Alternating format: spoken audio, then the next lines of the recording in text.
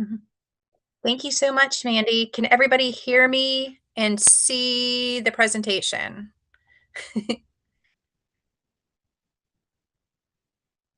Was that a yes? I couldn't quite hear that. Okay, great. Thank you so much. Always want to check. I know I heard you all have been having some technical difficulties, so want to make sure you can hear me. And if you have any issues hearing me, I am more than happy to repeat. So please,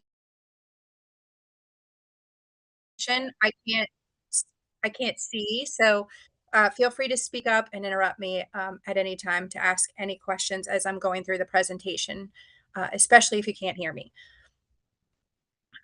So for tonight, I'm going to just do a really brief overview of our study, and what we were hired to and brought on to do for the city. Talk a little bit about benchmarking, how structured, some cost recovery calculations and analysis that we did, and then obviously what we are recommending moving forward and the revenue projections from that. And then there will also be another time for questions if you have them at the end. So we obviously were engaged by the city to complete a comprehensive operating fee study, reviewing all of your municipal operating.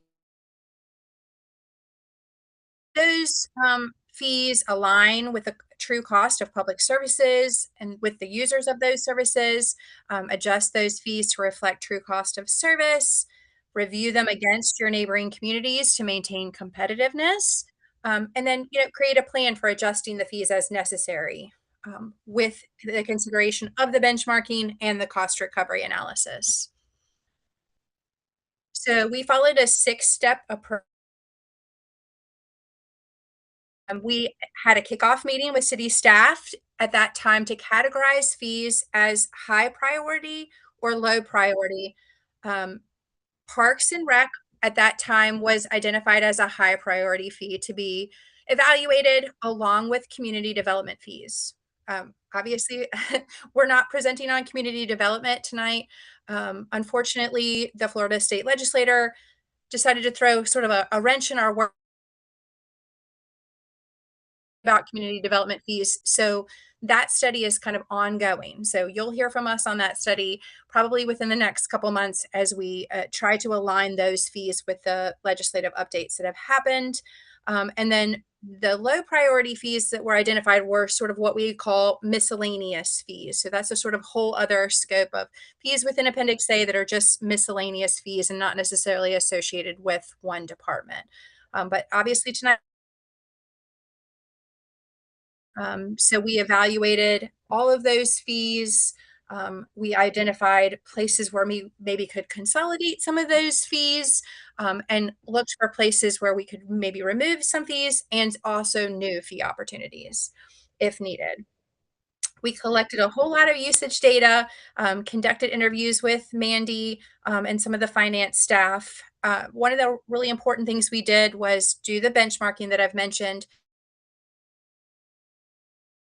recommendations we were making against 10 identified peer Florida communities, plus Suncoast YMCA. The YMCA was selected specifically as a summer camp fee comparison, but the remaining peer communities were chosen based on, proximity to St. Pete Beach, coastal communities, similarly sized, and or places that have recently. So that was really important as well. We didn't want to compare against a community that really hadn't updated their operating fees in the last 20 years. That's not going to give us any good data. So we, had a lot of things that went into our selection of benchmarking communities. And then the next step was that cost recovery analysis. So we needed to first determine current cost recovery, which I'm going to talk about in a minute, by fee category. And then we used some industry standard percentages. And then we developed fee recommendations for each of those fees. So again, this is the communities plus the YMCA that were selected for benchmarking. So this is an important part of this process in order to keep your fees competitive. We want people to say, "Yes, it's a great price. We're gonna go there instead of going to Treasure Island," as an example, right? So we wanted to make sure, that the fees remained competitive within the market.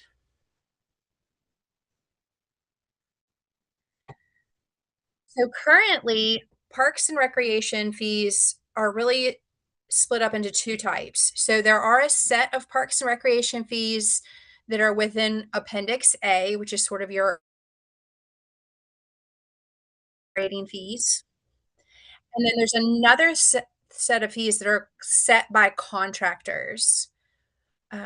You're talking about fitness classes where there is, a contractor that's leading the class, and then the fee is then split on like a 70-30 basis between the city and the contractor. So those are outside of Appendix A. And so that's important. We can adjust the Appendix A fees, but when the contractor is setting the fees, we can offer recommendations, but we can't necessarily, um, by resolution, set those fees. The fee structure right now does have a distinction, which is really important between residents and non-residents. And we really wanted to maintain that fee structure through this process. Obviously, the residents of St. Pete, to the Parks and Recreation revenue, and so we wanted to acknowledge that as we were setting these fees, that they would receive the benefit of paying taxes here as opposed to non-residents who do not. Um, and additionally, in addition to prioritizing those benefits, we also wanted to apply inflationary increases. So we were looking at a 3-year forecast period for this study, and so you'll see we period as well. And that's to, maintain cost recovery that we set for fiscal year 27 into the future as, staff salary increases and benefits increase over time. So you can maintain that cost recovery. Okay. So there are a large set of fees, even in the Parks and Recreation Department, and analyzing cost recovery really isn't feasible. So we categorized them and grouped them into one of 7 service areas, in order to connect in the budget, revenue and expenses to calculate cost recovery. So here are the 7 service areas. There's pool fees, recreation programs, camp, gym, facility rentals, special events, and then beach weddings. So those are sort of the 7 groups that we really analyzed, closely with Mandy, and Kathleen and other staff to bridge those budget expenditures to revenues. And we assigned a percentage of department expenses to each category to establish the cost to provide, and then we were able to calculate current cost recovery by dividing total revenue by total expenses that we allocated into those groups. So each group has each of those 7. And then we wanted, after that, after we established current cost recovery, we wanted to develop target cost recovery. Parks and recreation fees are a little bit unique, in that they're sort of tiered based upon who benefits from them. So for tier 1, which are parks and recreation amenities that have the most have a lot of fees associated with those, or cost recovery. They need to be primarily tax funded. And those are parks, trails, open space. As I heard sort of at the beginning of the meeting, talking about, parks that need to be rehabilitated following a hurricane, you're not going to charge families and kids, um, that use playgrounds and parks to go use those. So those have maximum community benefit, and that you really have a zero cost. Then you move into tier 2, which is a mixed benefit, considered a mixed benefit. So Those are things like the youth sports, classes, camps, and for those, by industry standard, you're targeting about a 70% recovery. So there's some tax funding and then some individual funding. And then the last tier is tier 3, which is individual benefit. Things that, don't benefit the entire community choice to use and pay for, which is like facility rentals, adult leagues, private lessons. So in those cases, we wanted to look at targeting a higher cost recovery at 100%. So here you can see each of those categories I mentioned, and then obviously we calculated cost recovery, and then this is the percent increase that it would need to meet that cost recovery. So as an example for pools, for things like private lessons in pools, right, private swim lessons, we would need to, in order to meet 100% cost recovery, they would need a 590% increase. And I know that's a large number, but that's it. Stay tuned. We're not going to sticker shock anybody, I promise. And then some things like beach weddings, they don't. It's variable by type and by tier, the amount that was needed to reach cost recovery. So again, once we had those numbers, we wanted to look at a variety of options of how to adjust those fees. So in some cases, um, we recommended to get to full cost recovery in a single year, 29% in fiscal year 27 and reach that full cost recovery. Phased in cost recovery is to address some of those larger percent increases that you saw on the previous page. To avoid sort of that sticker shock, we wanted to give an option to spread that increase over a 3-year period.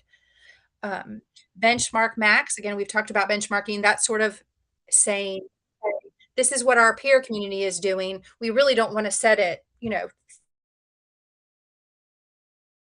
is doing because that removes our ability to be competitive." 4, we wanted to allow you all to have an override option in case any of the 3 above still seemed, uh, outlandish and could not be, were not feasible. So it allowed us to enter a specific increase. In some cases, for option 5, we just wanted to keep the current rate. In 6, again, we were gonna recommend some to be removed or consolidated, and we'll talk about that by that inflationary factor of 3.1%. So these were sort of all the options that we went over with city staff for each fee on an individual fee by fee basis. Okay. So on top of that, we wanted to look at this resident versus non-resident structure. So what we decided with input from the budget review board, what they are now, but with an inflationary index added, because they do pay taxes to support these expenses already. So you'll see that the resident rates are going to stay the same, but just have a small 3.1% increase applied annually. For the non-resident rates, they really fell into one of these two options. We either wanted to get to full cost recovery or we did an override where it would have, so have that inflationary index applied annually. So I just wanted to give you some examples. Again, Appendix A is a really lengthy thing, but I just wanted to give you from each category sort of an example of what I'm talking about. So for gym, as an example, your current resident fee is $1 for the day pass, and it's $2 for the non-resident. 2028 and 29. So for residential, we're just sort of doing that 3.1% increase, but the non-residential is getting a larger bump up across the board. Same thing with facility rentals, where the resident fee is staying relatively low and similar to what it is now, but the non-resident fee is going up. So you can also see there's an example here from summer camp, the daily pool admission, silver sneakers, typically. Breakfast with Santa is a special event, and then the beach weddings. The beach weddings were already meeting cost recovery, so they're really just getting a inflationary increase.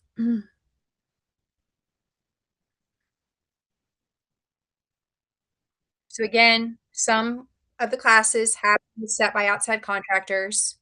So we have those in a sort of a separate appendix. Um, and at the direction of those types of fees, those contractor fees. So they were increased for $1 for not non-residents and then an inflationary increase years after that. But again, this is just recommendation. Mhm. And then we recommend that only be adjusted by inflationary increase for residents afterwards. We did introduce a new fee for largely attended special events. High, medium, low. We consolidated the swim team lane rentals. There was a very long list of various swim team lane rentals, so we really consolidated that down into one half an hour and 1 hour rental there. And then underneath that is all the removals, the fees that were removed. And that's just basically because those programs are no longer being offered.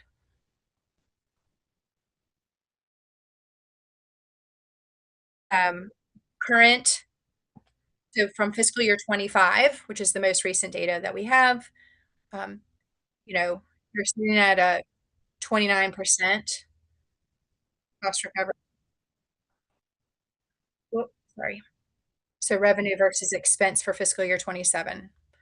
So sort of what it looked like. So for revenue projection, so we knew what we had in 2020, what it would be, what the revenue may look like for 2027, 28, and 29. But we had to use 2020 to 25 data.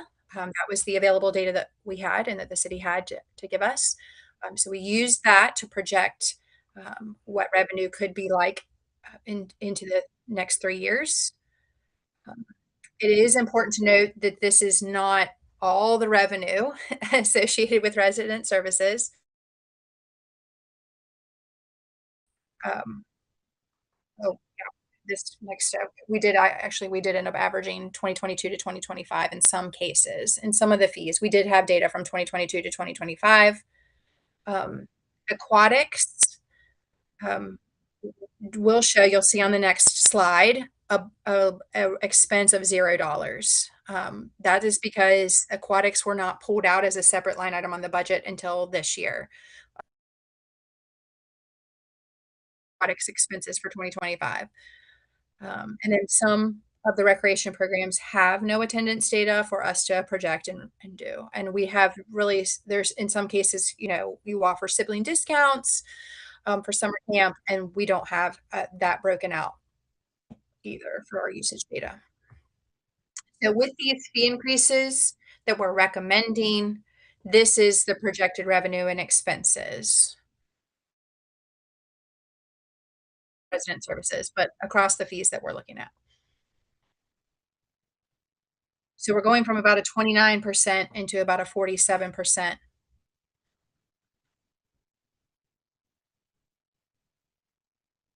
Okay. Any questions?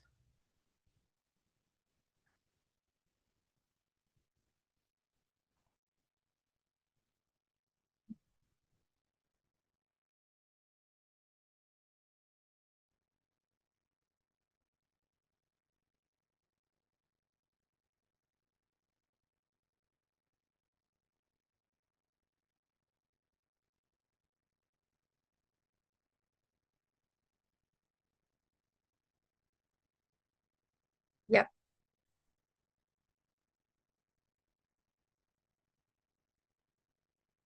Mhm. It's inflationary. We took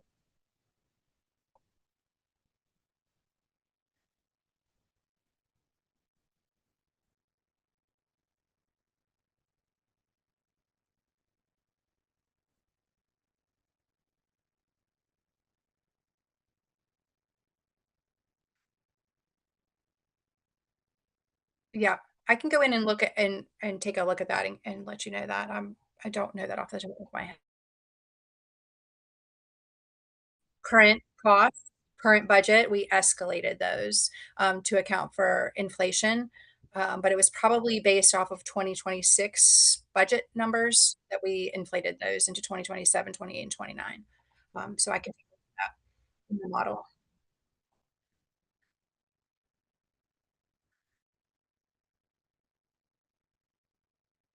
Yeah,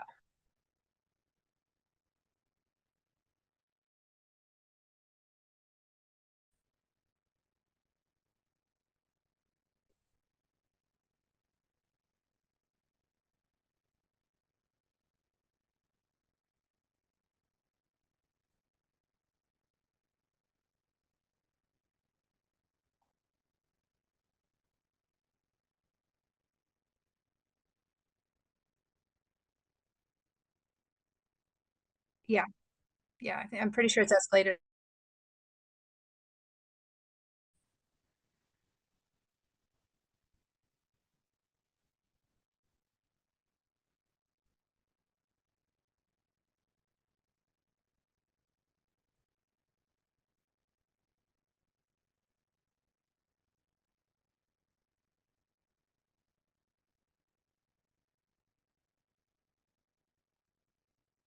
I'm gonna pull.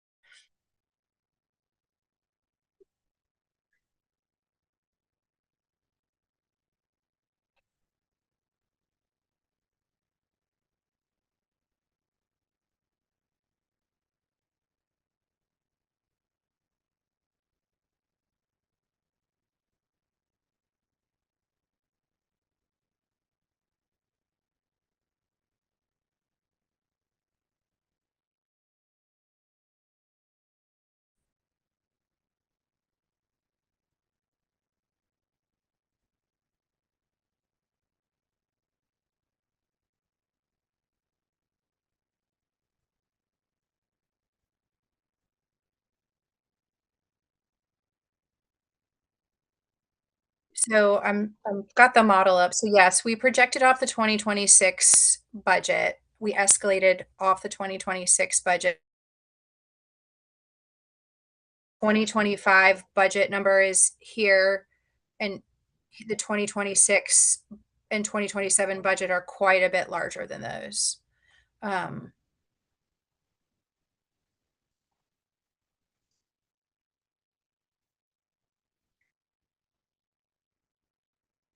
yeah, so it goes up quite considerably, across as it